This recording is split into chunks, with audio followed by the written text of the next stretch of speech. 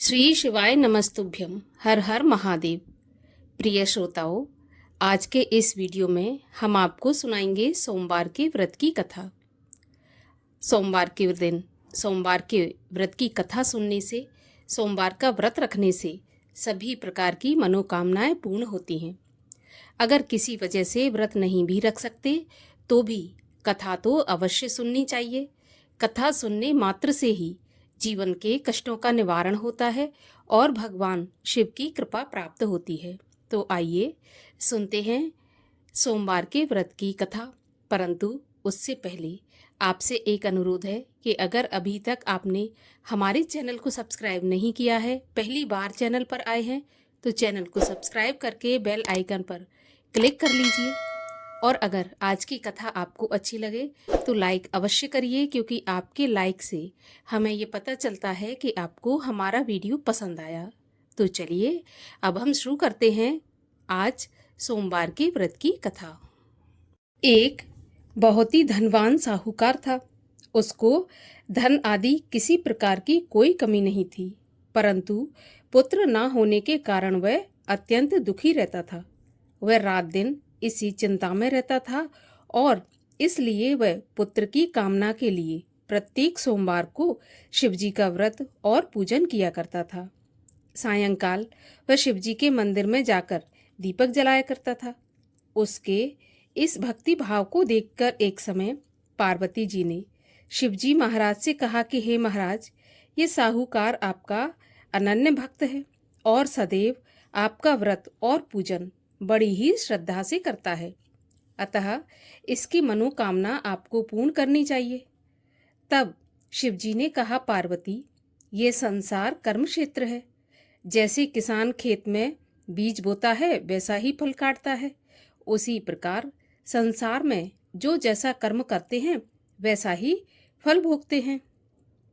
पार्वती जी ने अत्यंत आग्रह से कहा कि प्रभु, जब ये आपका ऐसा भक्त है और यदि इसको किसी प्रकार का कोई दुख है तो आपको अवश्य दूर करना चाहिए, क्योंकि आप तो सदैव अपने भक्तों पर दयालु रहते हैं, उनके दुखों को दूर करते हैं। यदि आप ऐसा नहीं करेंगे तो मनुष्य क्यों आपकी सेवा, व्रत, पूजन आदि करेंगे। पार्वती जी का ऐसा आग्रह देखकर शिवजी महाराज प्रसन्न होकर कहने लगे, हे पार्वती, इसको कोई पुत्र नहीं है। इसी पुत्र की चिंता में ये अति दुखी रहता है।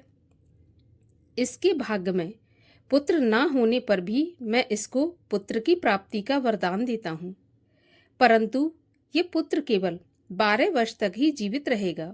इसके पश्चात वह मृत्यु को प्राप्त हो जाएगा। इससे अधिक मैं इसके लिए और कुछ नहीं कर सकता। यह सब बात साहूकार सुन रहा था। इससे उसको ना तो कुछ प्रसन्नता हुई और ना कुछ दुख हुआ। वह पहले जैसे शिवजी का पूजन और सोमवार का व्रत किया करता था उसी तरह करता रहा। कुछ काल व्यतीत हो जाने पर साहूकार की स्त्री गर्भवती हुई और 10वें महीने उसके गर्भ से अति सुंदर पुत्र की प्राप्ति हुई।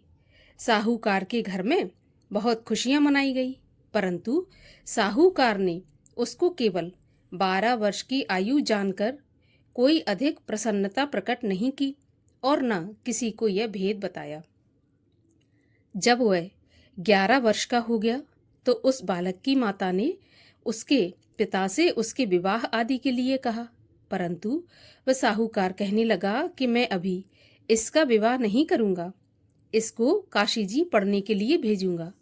फिर उस साहूकार ने अपने साले अर्थात बालक के मामा को बुलाकर उसको बहुत सा धन देकर कहा, तुम इस बालक को काशी पढ़ने के लिए ले जाओ और रास्ते में जिस जगह भी जाओ वहां पर यज्ञ करते, दान देते और ब्राह्मणों को भोजन कराते जाना।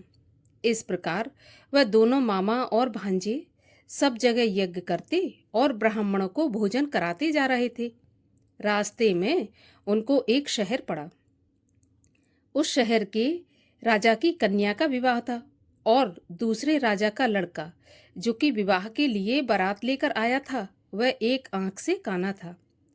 लड़के के पिता को इस बात की बड़ी चिंता थी कि कहीं वर को देखकर कन्या के माता पिता विवाह में किसी प्रकार की अड़चन पैदा न कर दें। इस प्रकार जब उसने अति सुंदर सेठ के लड़के को देखा तो मन में विचार किया कि क्यों ना दरवाजे के समय इस लड़के से दूल्हे का काम चला लिया जाए। ऐसा विचार कर राजा ने उस लड़के और उसके मामा से भी कहा तो वे राजी हो गए और साहूकार के लड़के को स्नान आदि कराकर दूल्हे के कपड़े पहना और घोड़ी पर चढ़ाकर दरवाजे तक ले गए और बड़ी शांति से सभी कार्य पूर्ण हो गए। अब वर के पिता ने सोचा कि यदि विवाह कार्य भी इसी लड़के से करा दिया जाए तो इसमें बुराई क्या है। ऐसा सोचकर उसने लड़के के मामा से कहा कि यदि आप फेरों और कन्यादान का काम भी करा दें तो आपकी बड़ी कृपा होगी और हम इसके बदले में बहुत कुछ धन देंगे। उन्होंने भी स्वीकार कर लिया और विवाह कार्य बहुत अच्छी तरह से संपन्न हो गया। परंतु जिस समय लड़का जाने लगा तो उसने राजकुमारी की चुनरी के पल्ले पर लिख दिया कि तेरा विवाह तो मेरे साथ हुआ है, परंतु जिस राजकुमार के साथ तुमको भेजेंगे वो एक आंख का काना है और मैं तो काशी जी पढ़ने जा रहा हूँ।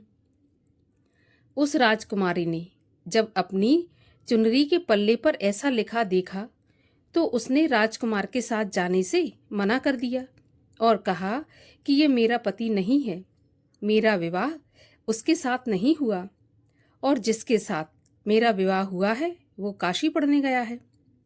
राजकुमारी के माता पिता ने अपनी कन्या को विदा नहीं किया और बारात वापस चली गई। उधर सेठ का लड़का और उसका मामा काशी पहुंच गए। वहां जाकर उन्होंने यज्ञ करना और लड़के ने पढ़ना शुरू कर दिया। जब लड़के की आयु 12 साल की हो गई तब एक दिन उन्होंने यज्ञ रच रखा था और उस लड़के ने अपने मामा से कहा कि मामा जी, आज मेरी तबीयत कुछ ठीक नहीं है। तो मामा कहने लगे कि तुम अंदर जाकर सो जाओ। लड़का अंदर जाकर सो गया और थोड़ी देर में उसके प्राण निकल गए। जब उसके मामा ने आकर देखा कि वह तो मरा पड़ा है तो उसको बड़ा दुख हुआ और उसने सोचा कि अगर मैंने अभी से रोना पीटना मचा दिया तो यज्ञ का काम अधूरा रह जाएगा। अतः उसने जल्दी से यज्ञ का कार्य समाप्त करके ब्राह्मणों के घर जाने के पश्चात रोना पीटना आरंभ कर दिया। संयोगवश उस समय शिवजी महाराज और पार्वती जी उधर से जा रहे थे। जब उन्होंने जोर जोर से रोने पीटने की आवाज सुनी तो पार्वती जी शिवजी को आग्रह करके उसके पास ले गईं और सुंदर लड़के को मरा हुआ देखकर कहने लगीं कि महाराज, यह तो उसी सेठ का लड़का है जो कि आपके वरदान से हुआ था। तब शिवजी ने पार्वती से कहा कि पार्वती, इसकी आयु इतनी ही थी और ये अपनी आयु भोग चुका। तो पार्वती जी कहने लगी, महाराज कृपा करके इस बालक को और आयु दे दो, नहीं तो इसके माता पिता तड़प तड़प कर मर जाएंगे। पार्वती के इस प्रकार बार बार आग्रह करने पर भगवान शिव ने उसको वरदान दिया और शिवजी महाराज की कृपा से वह लड़का जीवित हो गया। शिव और पार्वती कैलाश पर चले गए।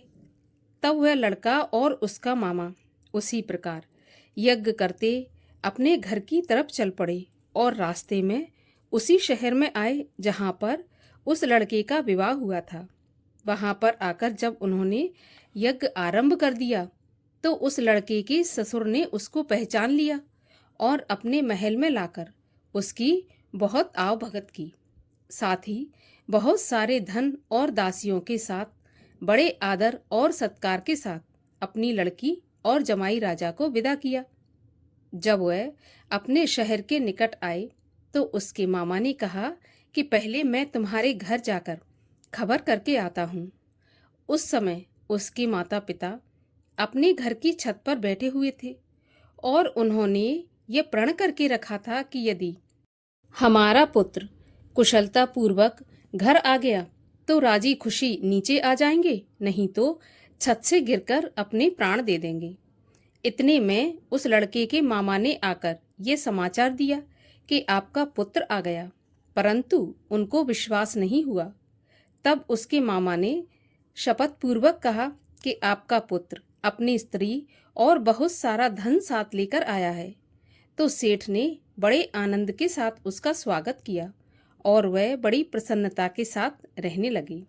इसी प्रकार जो कोई भी सोमवार के व्रत को धारण करता है अथवा इस कथा को पढ़ता या सुनता है, उसके दुख दूर होकर उसकी समस्त मनोकामनाएं पूर्ण होती हैं।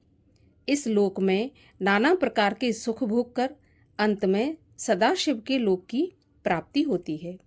बोलिए माता पार्वती की जय, भगवान शिव शंकर की जय। और आइए अब करते हैं भगवान शिव की आरती। ओम जय शिव ओमकारा स्वामी हर शिव ओमकारा ब्रह्मा विष्णु सदा शिव अर्धांगी धारा। ओम जय शिव ओमकारा एकानन चतुरानन पंचानन राजे हंसानन गरुणासन वृषवाहन साजे।